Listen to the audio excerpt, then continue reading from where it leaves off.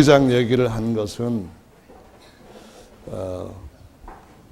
좀 웃자고 한 얘기고요.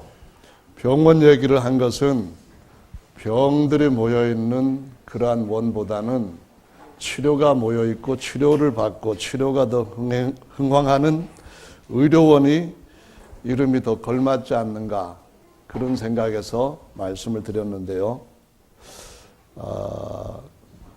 요즘 보면은 신조어들이 많이 나오는데 그 중에 토피아를 붙여가지고 만든 신조어들이 꽤 있죠. 휴먼 토피아, 클린 토피아, 그린 토피아, 푸드 토피아, 리빙 토피아, 철치 토피아. 하여간 뭐 토피아를 많이 붙여서 만드는데요. 이 토피아라고 하는 단어는 본래 유토피아에서 유래된 것이죠. 유토피아라고 하는 말은 토마스 모라고 하는 영국인이 그의 글에서 헬라어의 두 단어를 합쳐서 만든 글자입니다. 그러한 단어인데, 하나는 없다는 의미인 유와 어느 곳 장소라고 하는 토포스라고 하는 단어를 합쳐가지고 유토피아라고 이름을 쓰게 되었는데요. 근데 이것이 또 같은 의미인 유가 좋은이라는 뜻도 가지고 있습니다.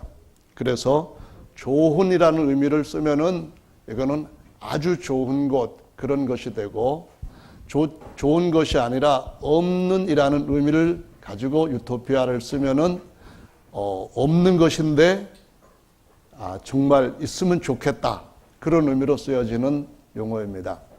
그런데 이 없는이라고 하는 말 앞에 또 다른 수식어를 붙여서 쓰는 것이 요즘 사람들의 사고입니다.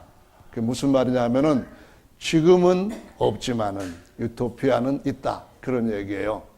지금은 없지만은 정말 좋은 장소가 있다, 그런 것이죠.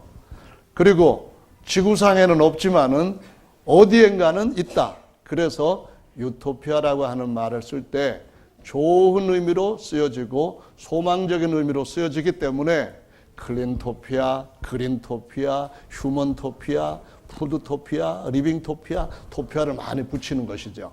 그리고 우리 가정도 홈토피아가 되면 좋겠습니다. 할렐루야.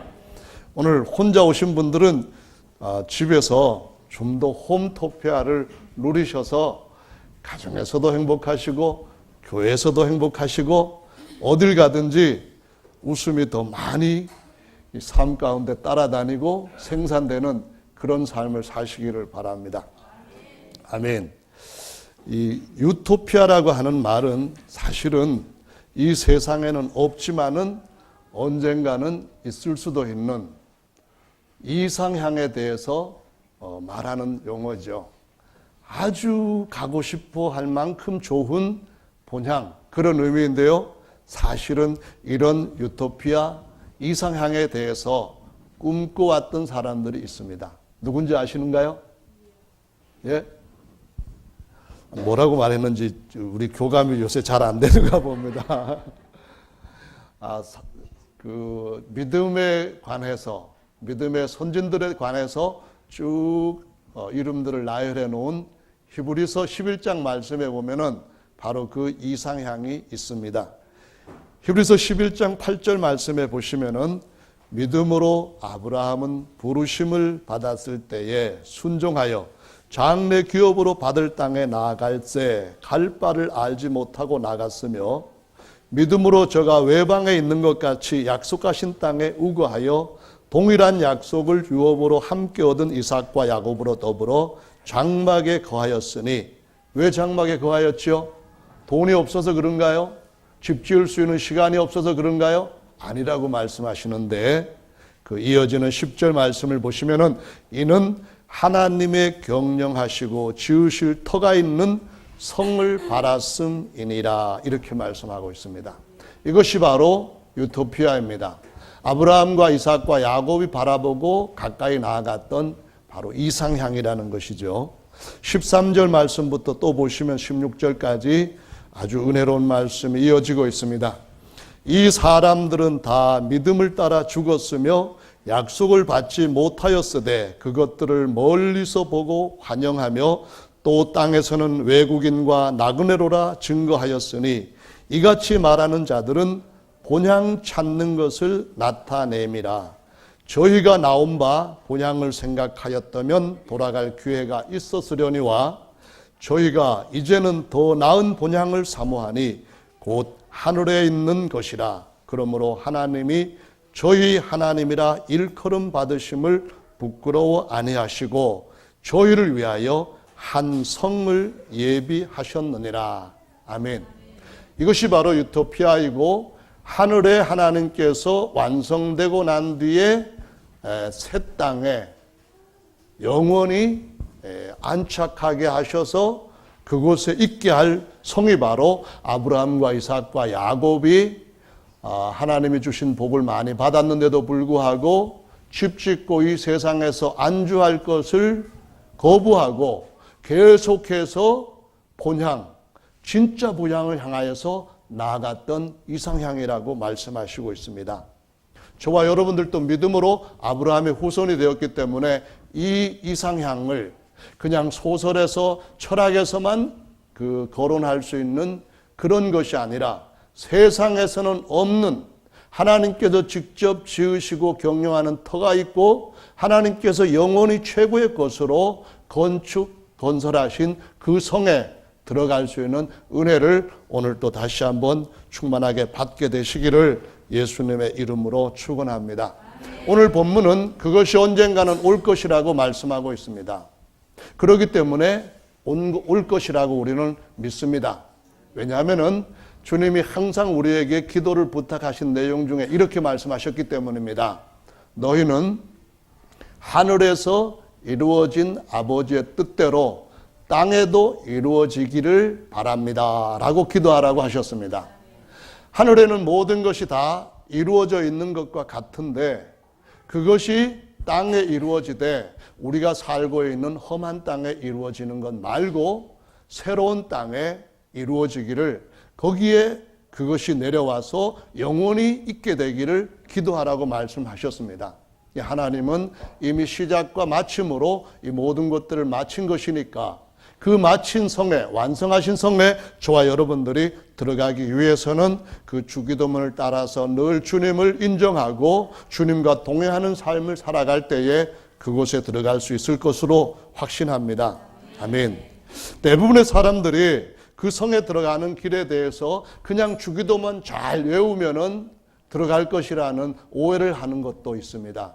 그렇기 때문에 우리가 그 성에 들어가는 것에 대해서 좀 더 성경적인 또 믿음적인 바른 것을 가지고 우리의 삶을 점검하고 아브라함과 이삭과 야곱과 같이 그 성을 향하여 더 가까이 나가는 것은 정말 복된 일이고 좋은 일인 줄로 믿습니다.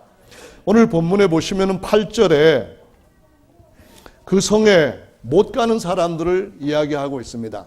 거기 보니까 두려워하는 자들, 믿지 않는 자들, 흉악한 자들, 살인자들, 행음자들, 술객들, 우상숭배자들, 모든 거짓말하는 자들, 이들은 그 성에 들어가지 못할 것이라고 분명하게 말씀을 하시고 있습니다. 그러면은 우리가 이와 같이 두려워하지 않고 믿지 않는 자들 되지 않고 믿는 자 되고 흉악한 자들이 안 되고 살인자들과 행음자들과 술객들과 우상숭배자들과 거짓말하지 않는 자들만 되면은 그 성에 들어갈 수 있는가요? 그것은 아니죠. 못 들어갈 사람들을 얘기했고 들어가기 위해서는 어떻게 해야 될 것인가, 어떤 자들이 들어갈 것인가를 오늘 본문은 또 정확하게 말씀하시고 있습니다. 누가 들어간다고 말씀하시는지 이 본문에서 답을 찾으실 수 있는 분 한번 답해 보시기 바랍니다. 누구죠? 저기 저를 아주 존경하는 눈으로 보고 계시는 집사님, 답이 뭐죠? 존경을 안 하셨군요. 답을 안 하시는 것 보니까 7절의 말씀에 보시면은 이렇게 기록이 되어 있습니다. 7절에 이기는 자는 이것들을 유업으로 얻으리라. 아멘. 이기는 자가 그 성에 들어간다고 말씀을 하시고 있습니다. 아멘. 그러면은 이기는 자라면은 누구를 가리키는 것이죠? 부부싸움에서 이기는 자입니까? 지는 자가 이기는 자이니까 지는 자가 거기 들어가고 이기는 자는 부부싸움에서 사실상 이긴 자는 못 들어가고 그런 얘기입니까? 정집사는 아니죠. 어떤 자가 이기는 자입니까? 두려움을 이기는 자, 불신을 이기는 자, 물론 그럴 수도 있습니다. 그러나 좀 더 정확하게 어떤 것을 이겨야 되느냐, 그런 질문에 답을 하자면은 바로 이겁니다. 우리 삶에 아주 흉악한 원수들이 있다는 겁니다. 우리를 계속 괴롭히고 아침부터 밤 잠들 때까지, 아니면 꿈에서도 우리를 계속 대적하는 아주 흉악한 원수들이 있다는 것입니다. 이 원수들을 이기는 자가 그곳에 들어갈 수 있는 줄로 믿으시기 바랍니다. 그것은 너무너무 좋은 곳입니다. 그곳은 정말로 처음에 옛 땅이라고 말씀할 수 있는 에덴 동산, 이것이 이제 낡아진 옛 땅이라고 말씀하실 수 있는 그 에덴 동산에 죄가 처음에는 없었지만은 들어왔습니다. 마귀가 그 안에 역사하고, 마귀가 된 자가 사람들을 지배하는 왕의 자리에 꿰차고 앉아가지고 사람들의 육신적인 욕심을 쫓아서 파멸 가운데로 여전히 이끌어가고 있는 작업을 계속하고 있습니다. 그런 통치가 지금까지 모든 사람들 위해서 일어나고 있었습니다. 뿐만 아니라 사망이라고 하는 것들, 이런 것들이 에덴 동산 지상낙원에서는 언제든지 있을 수 있었는데, 오늘 본문 말씀도 똑같이 새 하늘 아래 새 땅에 임하게 될 새 예루살렘 얘기를 하고 있는 겁니다. 하늘의 새 예루살렘 성에 들어간 사람들에게는 그 새 예루살렘 성이 땅에 내려와서, 하늘에 있는 새 예루살렘 성, 그 성이 땅에 내려와서 아주 놀라운 이 성에서 영원토록 만물을 다스릴 수 있도록 하는 큰 은혜를, 유업을 주시겠다 하셨는데요. 이것은 지상낙원과 또 다른 지상낙원에 관한 비교입니다. 옛 지상낙원에서는 정말 여러 가지 불안한 것들이 있어서 이런 것들이 들어와서 오늘날까지 우리를 이렇게 괴롭히는 아주 큰 저주 가운데로 나갈 수 있는 여지가 있었습니다. 그런데 새로운 새 땅에서의 이 낙원은 정말 좋은 것이라고 말씀을 하십니다. 첫째로는 죄를 영원히 박멸해 버렸습니다. 아멘. 이 원수를 영원히 이긴 자들이 영원히 생명으로 왕노로 탈 수 있게 하신다는 것이죠. 한번 생각해 보시기 바랍니다. 처음에 아담을 하나님이 지으셨을 때에 히브리서 2장 말씀에 보시면은 잠깐 동안 천사보다 못하게 하시고 그 후에는 천사보다 뛰어난 존귀와 영광으로 관씌우실 것이라고 약속하셨다는 말씀하십니다. 그것이 바로 하나님이 사람을 예수 그리스도의 모형으로 만드셨다는 겁니다. 모형으로 잠깐 있는 동안에 이렇게 천사보다는 열등한 상태에 있을지라도 잠시 후에는 천사보다 월등하게 천사들까지 영원히 다스릴 수 있는 하나님의 후사의 자리에 앉히시겠다는 말씀을 하신 것이죠. 그럼 잠시 동안 그 어느 정도일까요? 이 잠시라고 하는 것이 어느 정도라 생각을 하십니까? 아담이 만약 죄를 짓지 않았다면 아마 100년이고 1000년이고 잘 살았을 것입니다. 사람이 죄를 짓고 난 뒤에도 좋은 환경에 있었을 때 홍수 이전에는 사람들이 900년 이상을 살았던 것을 성경에 기록하고 있습니다. 그러면은 아담이 만약에 5000년 정도를 살았다면 어떻게 될까요? 아마 그때까지 아담이 살아야 할 필요가 있을지 없을지 이런 점에서 한번 생각해 보시면 어떨까요? 지금 우리가 살고 있는 이 지구는 둘레가 4만 킬로미터 정도의 아주 작은 별입니다. 이 작은 별에 지금 75억 이상의 인구들이 살아가고 인구는 계속해서 불어나고 있습니다.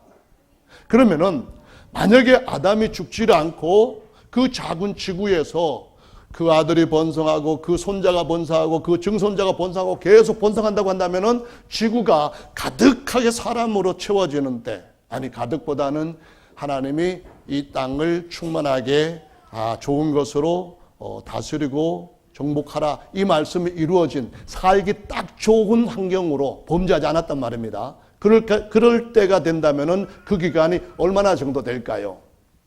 그것이 1500년이든 2000년이든 간에 상관없이 하나님은 잠깐 동안만 천사보다도 못하게 하시고 그 모형으로 지은 아담이 언젠가는 예수 그리스도와 같은 영광의 형상, 하나님의 영광의 광채로 병쾌하실 때가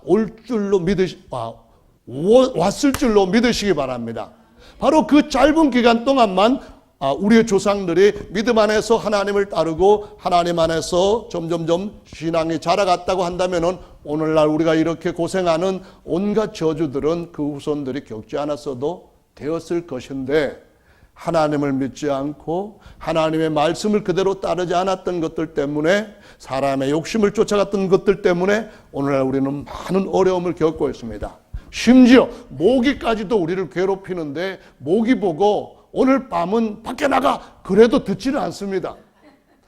여러분, 정말로 우리가 만유를 다스리는 하나님의 후사의 자리에 들어간다고 한다면은 모기한테 그렇게 말할 때 모기가 거역하겠습니까? 안 하죠. 모든 것이 회복이 되어야 될 때가 오는 줄로 믿습니다.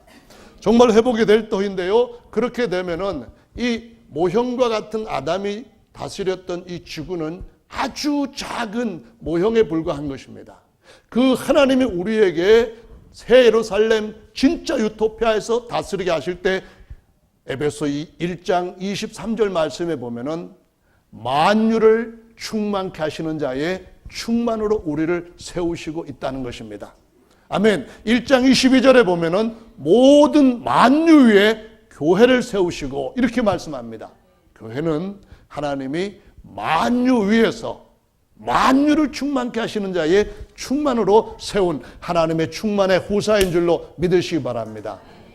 그들이 다스릴 곳이 바로, 그들이 거하는 곳이 바로 하늘에서부터 내려오는 이 멋진 유토피아 성입니다. 거기에 딱 들어가시는 우리 모든 성도님들이 되시기를 예수님의 이름으로 축원합니다. 할렐루야. 아멘. 거기에 들어가기 위해서는 아까 말씀을 드렸던 것처럼 지금도 여전히 우리는 이 육신 속에서 살아가고 있는 동안에 이 세상 신인 사단과 싸워서 이겨야만 합니다.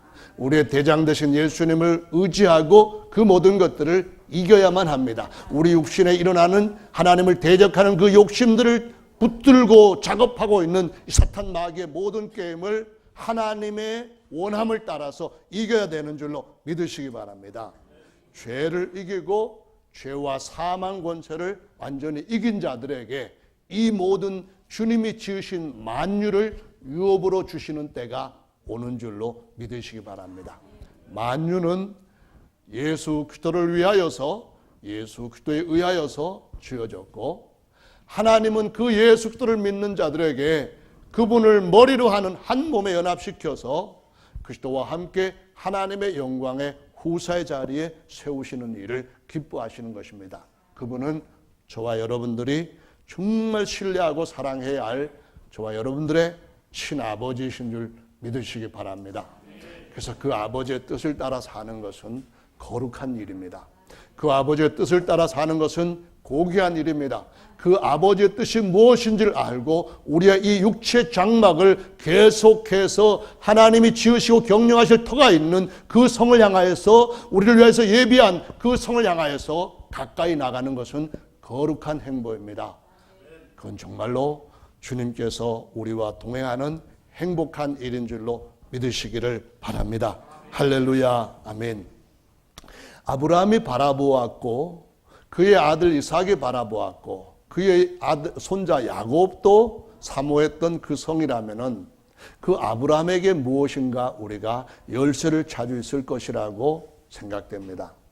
이 열쇠는 창세기 22장 17절에 이런 말씀으로 우리에게 다가오죠.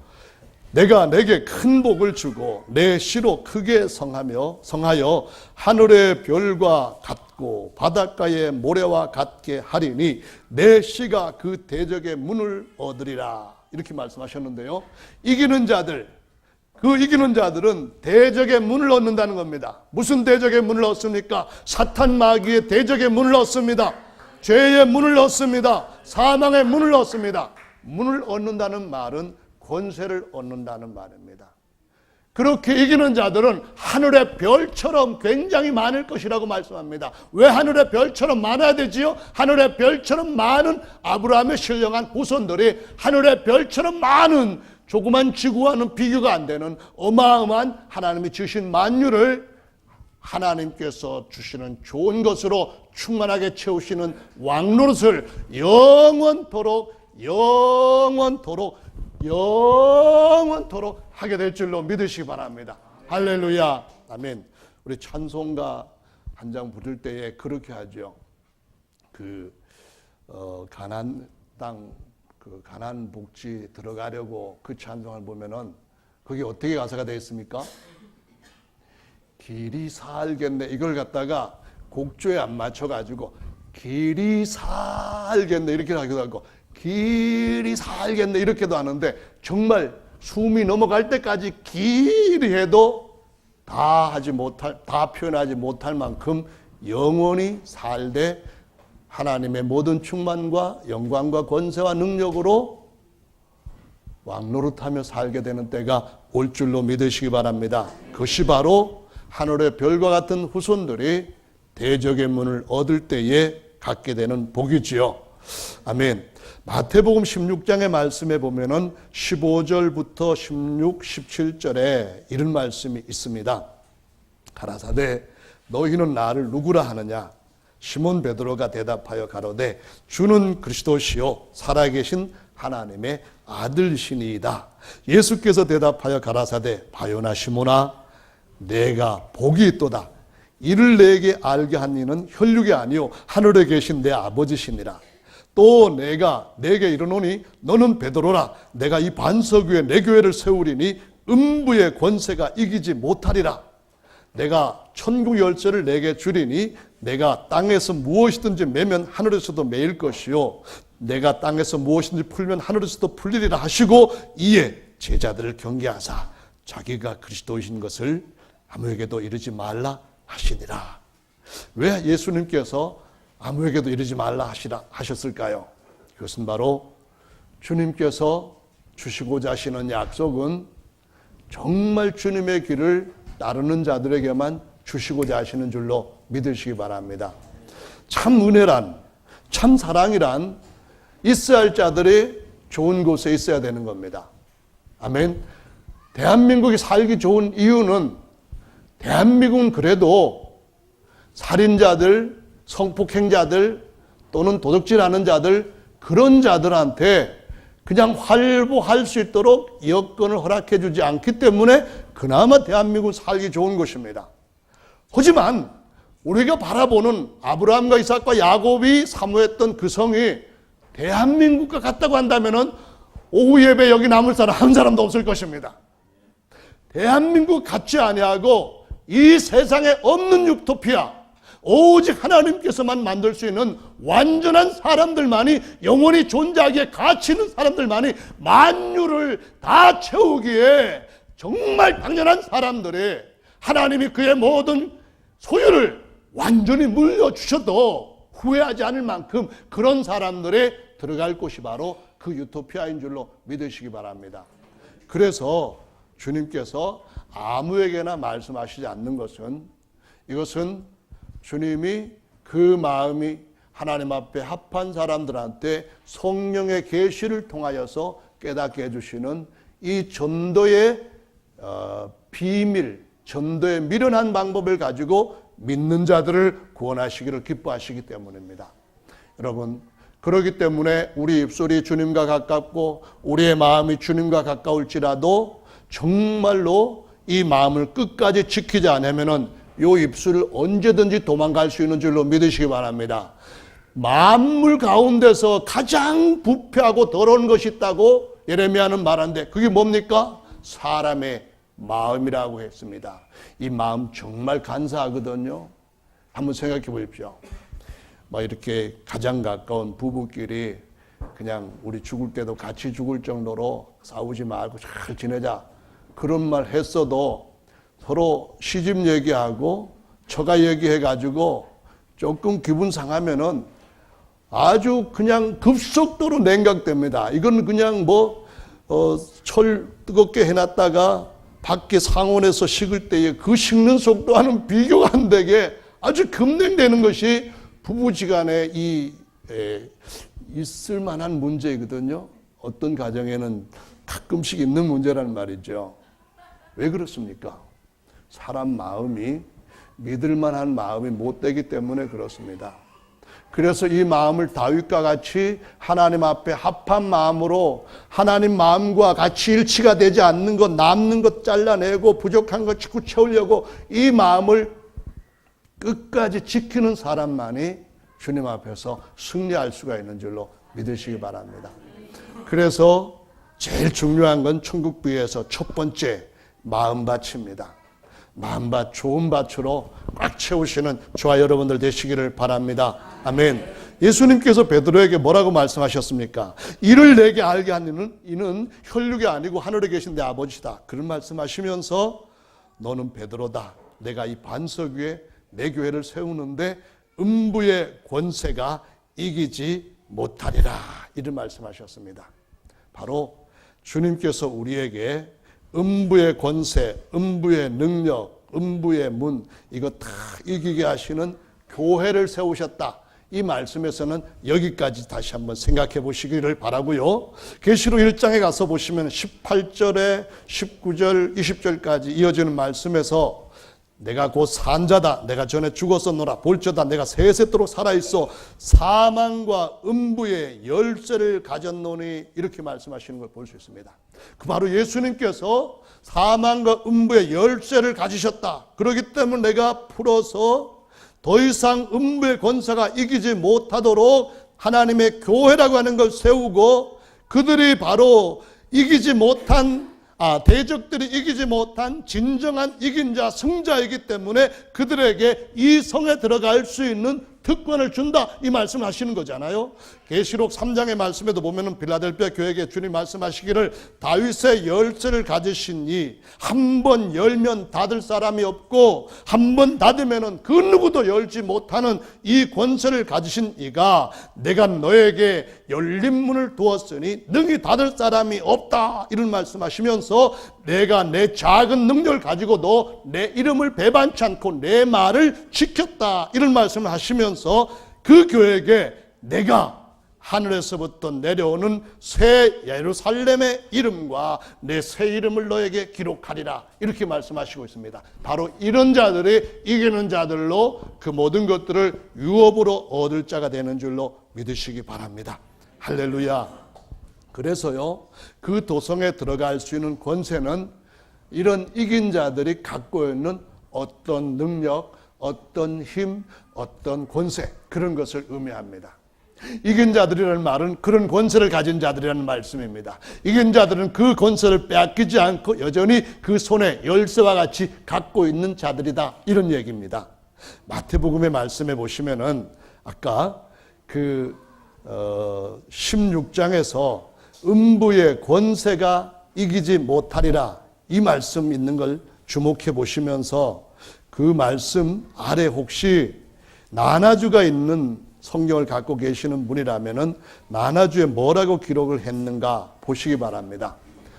창세기 22장 17절에서 그 성문을 바라보던 아브라함한테 대적의 문을 얻을 것이다. 이렇게 말씀하신 그 문과 마태복음 16장에서 음부의 권세가 이기지 못하리라. 음부의 권세가 이기지 못하였을 때 그 권세는 똑같이 본래 단어의 의미는 문입니다. 문. 헬라어로 필레라고 하는 이 문을 권세라는 말로 번역을 했습니다. 다시 말하면은 예루살렘 성에 들어갈 수 있는 권세, 이것이 바로 필레라고 하는 문이라는 겁니다. 펠레가 아니고 필레인데 이 말씀이 마태복음 7장에 보시면 13절부터 15절에 이렇게 되어 있습니다.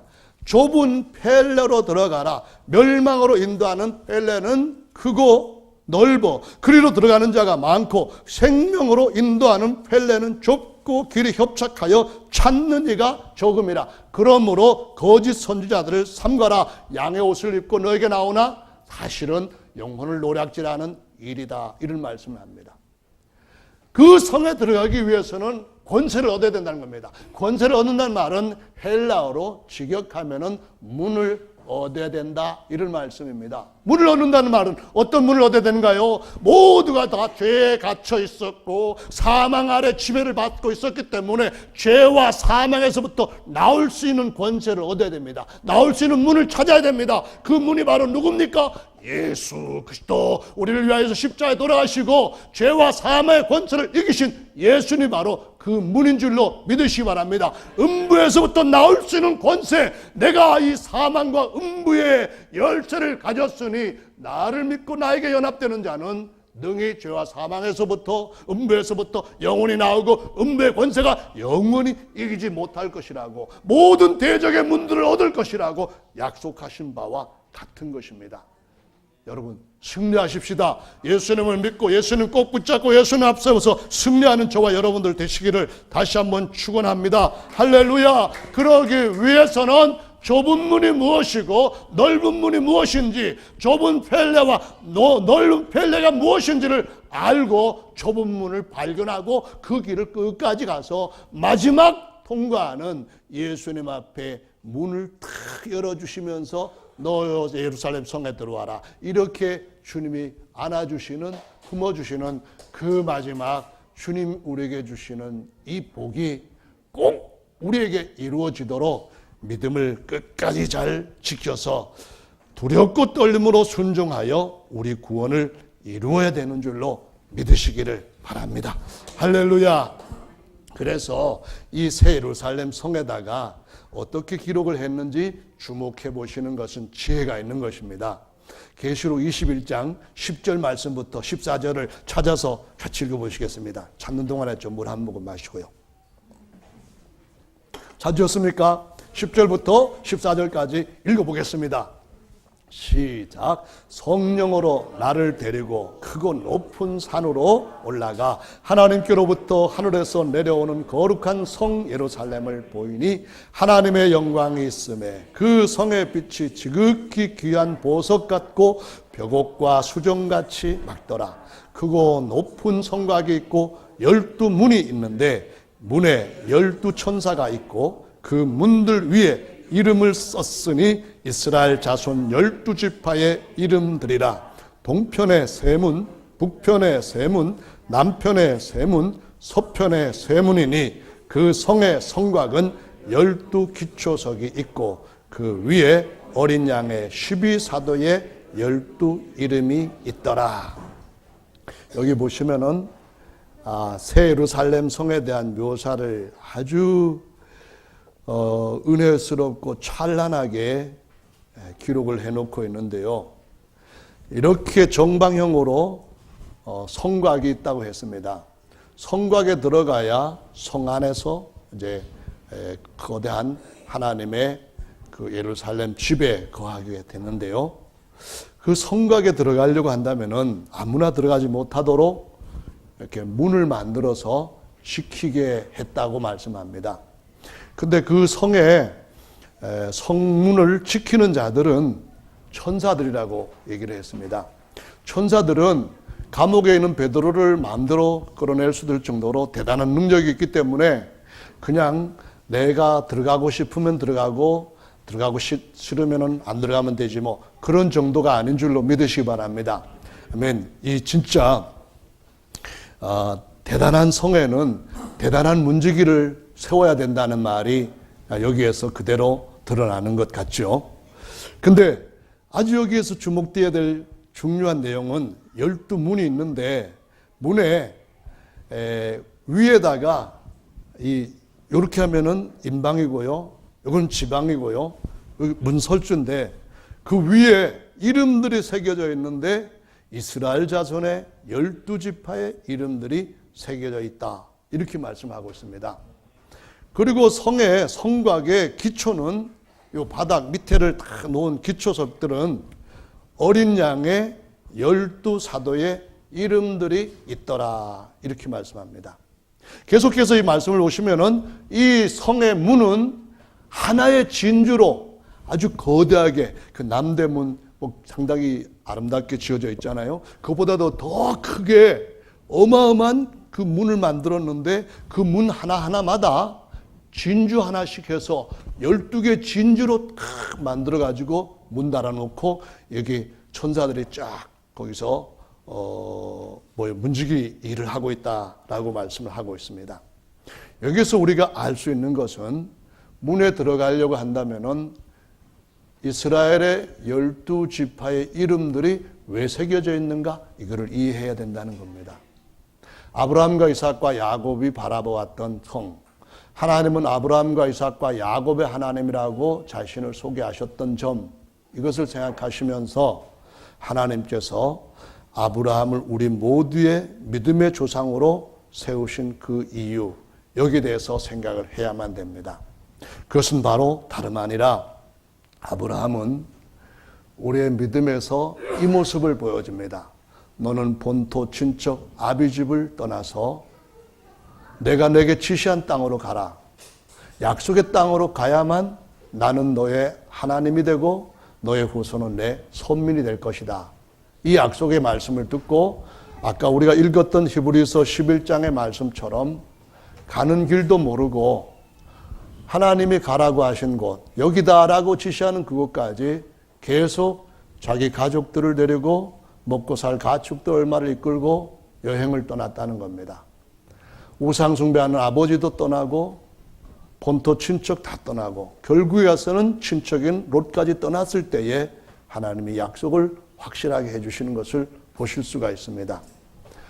우리가 그 성에 그 위에 이름이 새겨져 있다고 하는 것을 그러한 조상들의 아들들이 보석처럼 새겨져 있다고 하는 것을 볼 때에 이해해야 되는 것은 하나님께서 제사장의 가슴 속에다가 흉배라고 하는 걸 붙이게 하시면서 이름들을 딱 아주 정확하게 파서 새긴 각인한 흉배를 붙이게 하셨습니다.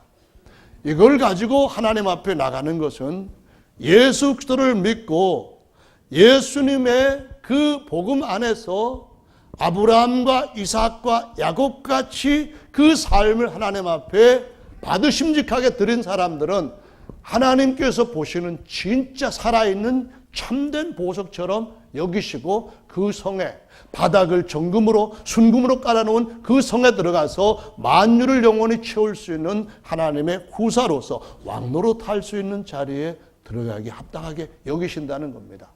아브라함의 하나님은 적어도 하나님이 가라고 하시는 그 말씀에 그냥 그대로 이의 달지 않고 토달지 않고 상황 조건 얘기하지 않고 아멘 가는 겁니다. 어떻게 가요? 갈 바도 알지 못한데 여기서 그까지 거리가 얼마인지도 모르잖아요. 그렇게 걸어간, 그렇게 해서 때로는 낙이 타고 자기 가족들 데리고 간 그까지 거리가 직선 거리로 한 1000km 정도입니다. 근데 그 길이 직선으로 가는 길이 아니잖아요. 비행기 타고 가는 길이 아니잖아요. 꼬불꼬불 높고 낮은 산 넘고 물 건너서 갔던 그 길이 적어도 짧게 잡아도 1500km 이상 되는 것, 신앙을 위해서 가는 겁니다. 거리도 거리지만은 가나안 땅 나중에 보시면은 아브라함한테 왔던 몇 가지 그것을 볼 때에 녹록하지 않은 땅입니다. 자기 부인을 탐내는 사람들이 남편이 없어야 부인을 취해도 이 간음죄가 안 되니까 남편을 살인해서 죽이는 겁니다. 그리고는 사라를 뺏겠다는 거예요. 2번씩이나 그 아들 대해서도 그런 거짓말을 할 정도로 진짜로 그 땅은 사람들을 이방인들한테 쉽게 허락해 주지 않는 험악한 땅이었습니다. 베두인들은 그런 식으로 해서 남의 여자를 자기 아내로 취하는 그러한 습성들, 관습이 있는 사람들이었단 말이에요. 그럼에도 불구하고 하나님이 가라고 하실 때 가는 이 믿음, 이거 정말 하나님 앞에서 우리가 아브라함의 후손이라면은 본받으려고 한평생 애써야 될 그 믿음인 줄로 믿으시기 바랍니다. 그러니까 하나님이 또 신뢰하시니까 지켜주시고 복 주시는 거죠. 그만한 믿음이 있으니까 죽은 가지, 아니면 바짝 마른 죽은 것과 방불한 그의 아내에게서도 싹이 나고 꽃피고 열매 맺게 하시는 거잖아요. 저 여러분들을 하나님을 어떻게 신뢰하느냐에 따라서 하나님도 우리에게 역사해 주실 수 있는 그 여지가 달라지는 줄로 믿으시기 바랍니다. 하나님이 일할 수 있는 그 폭을 여러분 하나님을 진짜 믿으시고 확실하게 크게 한번 드려보시기를 예수님의 이름으로 축원합니다. 할렐루야. 그래서 기적으로 낳은 이삭이 우리가 물과 성령으로 거듭난 새 언약의 하나님의 아들들이라는 것을 보여주는 그림자 예표가 되었습니다. 이스마엘은 땅의 선민들의 예표지만은 이삭은 하늘 선민들의 예표이고 종의 자식이었던 이스마엘은 언젠가는 하늘에 들어가지 못하고 쫓겨난다. 그런 말씀을 갈라디아서 4장에 하시는데 우리는 하늘의 예루살렘 진짜 어머니로부터 태어난 유업을 얻을 자다. 이렇게 말씀하시는데요. 여러분, 선민들은 육체복이 세상의 다른 이방인들보다도 훨씬 뛰어납니다. 머리도 이 안에 있는 뇌가 잘 돌아가는지 돈도 잘 벌고 뭘 해도 성공을 잘합니다. 그렇지만은 땅의 복보다 더 중요한 것은 일시적으로 없어질 그 복이 아니라 영원한 하나님의 유업인 줄로 믿으시기 바랍니다. 죄와 사망과 원수들이 지배하고 있는 이것은 언젠가는 사라지고 새 하늘과 새 땅이 도래하게 될 것이고 그 성에 들어가는 자들은 하늘에서부터 난 새 예루살렘 성 그 어머니로부터 태어난 이삭과 같은 후사들인 줄로 믿으시기 바랍니다. 아멘. 그래서 거듭난 속 사람을 따라 살아가는 건 너무너무 중요합니다. 그래서 이삭이 아들을 낳았는데 쌍둥이를 낳은 거예요. 먼저 태어난 이 에서라고 하는 자의 하나님이 아니라 나중 태어난 야곱의 하나님이라고 하나님이 증언하시는 거예요. 그 둘이 뱃속에서 아무런 나쁜 일, 착한 일 하지 않았는데도 불구하고 하나님은 야곱을 사랑하시고 에서를 미워하신다고 말씀하시는 거예요. 그 이유가 뭡니까? 야곱의 하나님은 거듭난 사람의 하나님인데 먼저 난 에서를 이기고 속사람이 겉사람 먼저 어머니로부터 아버지로부터 태어난 이 옛사람 자연인을 이기고 마지막 야복강과 같은 관문을 통과할 때에 하나님의 이스라엘로 딱 바뀌어질 때 그때 하나님이 그 성에 들어갈 수는 진짜 하늘의 아버지 집으로 돌아가는 그 특권을 허락해 주시는 줄로 믿으시기를 바랍니다. 그래서 그 성문에 그거 기록이 되어 있고요. 그 다음에 모든 이 정방형의 성곽 밑에 기초, 그 성의 모든 기초는 12사도들의 이름이 쫙 기록되어 있다는 겁니다. 무슨 얘기입니까? 12사도들이 가르쳤던 그 말씀이 터가 되고 기초가 된다. 그런 말씀을 하신 겁니다. 마태복음 7장에서 휠레 문에 대해서 얘기할 때에 주님이 뭐라고 말씀하셨습니까? 터를 바른 터 위에 세우지 아니하면 예수님의 이름으로 기적을 많이 체험한 사람들한테도 I don't know 이렇게 하는 겁니다. 나 너 모른다는 거예요. 나 너 정말로 너 모르니까 너가 내 이름으로 뭘 했든지 간에 정말 나는 너와 상관없는 사람이야. 넌 나와 상관없는 사람이다. 이러면서 난 너희들을 정말 모른다. 내게서 떠나가라. 왜 떠나가라고 하는데요? 기초를 반석 위에 세워야 된다는 겁니다. 그 반석이 뭡니까? 내가 이 반석 위에 내 교회를 세우리니 음부의 권세가 이기지 못하리라 그 말입니다.